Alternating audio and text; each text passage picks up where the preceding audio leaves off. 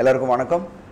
Net TV for you சேனலுக்கு subscribe பண்ணுங்கள். Already அவங்க 7.8 lakh வியூவர்ஷிப் சப்ஸ்கிரைபர்ஸ் இருக்காங்க. கூடிய சீக்கிரமே 1 million சப்ஸ்கிரைபர் ரீச் ஆகிறதுக்கு என்னுடைய வாழ்த்துக்கள். Oscar racecar namaskar net TV for you US. Yes, ரொம்ப நாளாக வெயிட் பண்ணிட்டு இருக்க ஒரு விஷயம் என்னன்னு பார்த்தீங்கன்னா, புதுப்பேட்டை 2 வருமா வராதான்றது இதுக்கான விடை இப்போ கிடச்சிருச்சு. முக்கியமாக புதுப்பேட்டை படத்தை பற்றி நம்ம சொல்லலாம். பயங்கரமான ஒரு கல்ட்டு மூவி.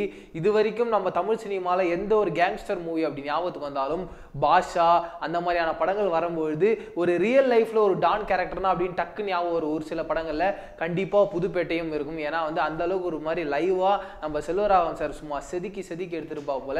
தனுஷ் சார் கரியர்லேயுமே கூட இந்த படம் சரியாக ஓடலாலும் கூட கொஞ்ச நாளுக்கு அப்புறமா பயங்கரமா பேசப்பட்டுச்சு. இந்த மாதிரி ஒரு படம் மறுபடியும் எடுக்க முடியுமா அப்படின்ற லெவல்ல எல்லாருமே பேசிக்கிட்டு இருந்தாங்க.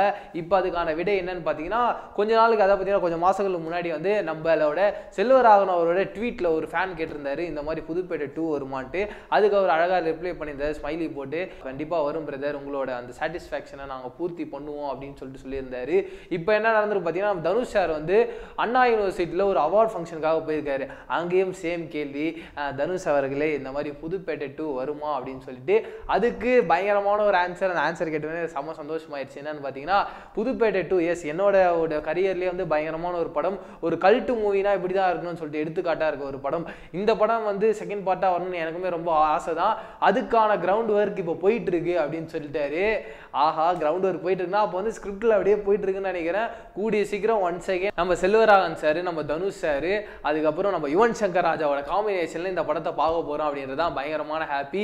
இது மட்டும் இல்லாமல் அந்த படத்துல முக்கியமாக ஒரு கேரக்டர் இருக்கும். யார் ஞாபகம் இருக்கா? விஜய் சேதுபதி அண்ணாவும் அந்த படத்துல இருப்பாரு. சப்போஸ் இந்த படம் பார்ட் 2 வந்துச்சுன்னா விஜய் சேதுபதி அண்ணா அந்த வில்லன் ரோல்ல வந்தா எப்படி இருக்கும்? ஏன்னா நம்ம வட சென்னையிலேயே பயங்கரமா மிஸ் பண்ணிட்டோம். வட சென்னையில மட்டும் விஜய் சேதுபதி அண்ணா அந்த வில்லன் கேரக்டர் பண்ணியிருந்தாருன்னா இன்னும் ஐப்பு வேற லெவலில் இருந்திருக்கும். அந்த மாதிரியான ஒரு விஷயம் இதுல நடந்ததுன்னா வேற மாதிரியா இருக்கும்ன்றதா என்னோட ஒரு ஃபீலிங். நீங்க அந்த மாதிரி புதுப்பேட்டை பார்ட் 2 வந்துச்சுன்னா அதுல யார் வில்லனா இருந்தா நல்லா இருக்கும் அப்படின்றத கீழே இருக்க காமெண்ட் பாக்ஸ்ல எங்களோட ஷேர் பண்ணிக்கோங்க. இதே மாதிரி சூப்பரான ஒரு அப்டேட்டோட சந்திக்கிறேன். அது வரைக்கும் டாடா பை சொல்லி நான் பிரவீன் KS. பாய்.